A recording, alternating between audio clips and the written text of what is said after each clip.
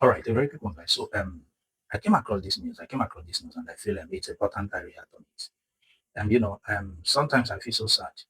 I feel so sad for Nigeria. Looking at how these our irresponsible politicians and leaders, so-called leaders, has mismanaged, the resources of this country, and has continued to mismanage it. Um, like I always say, it's only an irresponsible father. It's only a wicked father that will be eating with his 10 fingers and watch his children hungry. And that is what APC regime from Buhari to Tinubu has continued to do to Nigerians. And this is why sometimes when I see, you know, some things online, the way people sing the praises of this government and all online, sacrifice, there's a level of sacrifice that some of these their supporters display online. I just laugh. And sometimes I will say, you all deserve Nigeria and you all deserve Tinubu. But as a Nigeria, we wish Nigeria well. I don't have any other country. Some of us are not going to stop talking. We'll keep talking until these irresponsible leaders start doing things right and start having the people in mind first, the nation first, the citizen first. The president of America, Donald Trump, as the way he's behaving and all, do you know he's not collecting his salary? When he did his first 4 years, he never collected his salary. Till now, as we speak. Those are people that love their nation. Those are people that love their country. It's not this, I love my country, that Nigerian politicians and African politicians sing with their mouths. And their heart is not there. These are looters and criminals, looting and stealing. These guys has literally finished, the resources, the money of this country. In one of my videos, I've said it before, that the time is going to come, if it hasn't happened yet, that this president, Tinubu, before he will leave office, is going to use Nigeria and Nigerians as collateral. That is if he has not done that. Because what this government has continued to do since he came into office is to borrow and borrow and borrow and borrow. Now ask them, where are this money been going into? What have you used this money to do? Since this government came into office, there is no, there are no tangible physical infrastructure you can lay hand on or you can boast of that these guys are doing with the billions and billions in dollars that these guys keep borrowing here and there. Apart from the so-called Lagos Calabar Coastal Highway, nothing else. This government should come and point to Nigerians what this government has continued to do with the borrowing money they keep borrowing. This is a government who came into office the day was inaugurated and he said bye bye to subsidy. The supporters started clapping. Messiah has come, because he said he's a master builder that he's built Lagos. He said he's coming. His coming is to give Nigerians cassava, ewa, and agbado. Agbado is very expensive. You can't even say agbado eat because farmers cannot go to farm as a result of insecurity and insurgency, banditries, kidnapping, and all that.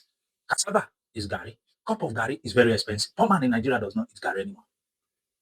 The small earners in Nigeria now find it difficult to eat gari. But a bucket of gari is so expensive in the market as a result of insecurity, kidnapping, and banditry.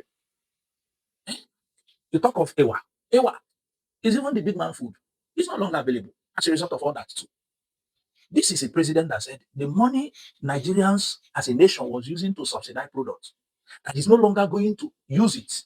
That is the essence of removing subsidy. Is going to be using this money to better Nigerians and Nigerian life. He said his mandate is renew hope. But instead of renew hope, this mandate has brought renew hopelessness to Nigeria and Nigerians.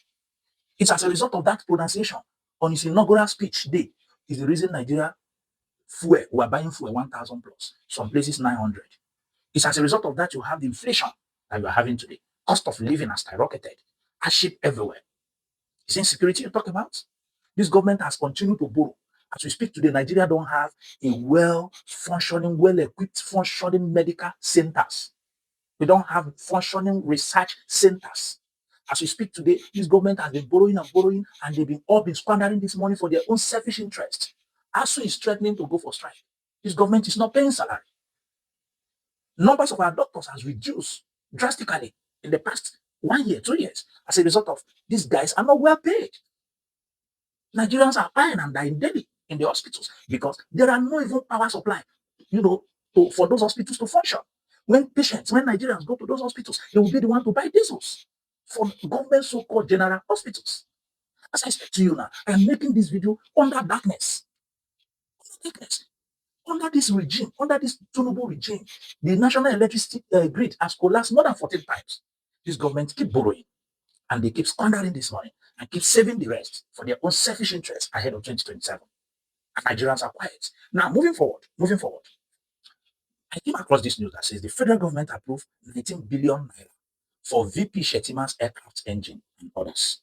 19 billion naira when Nigerians are hungry. Now, the news says, I want to read a little for you guys. The news says the federal government has allocated a total of 10.61 billion naira over 3 years to overhaul the engines of Vice President Kashin Shetima's Gulfstream G550, registered as 5N FGW.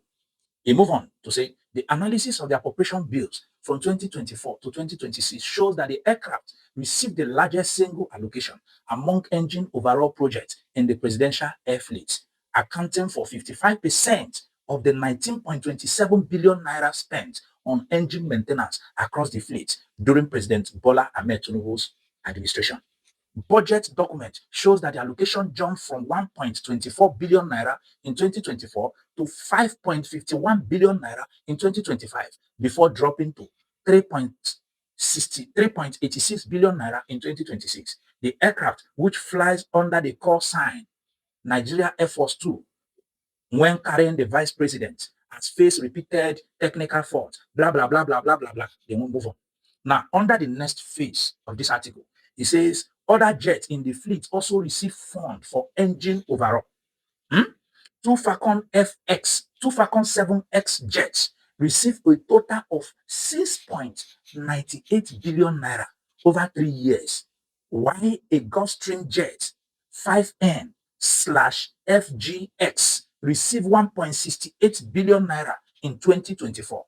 Overall engine maintenance cost across the fleet peaked in 2025 after the delivery of the 150 billion naira Airbus A330 for the president, which officials said will reduce future maintenance and fuel expenses.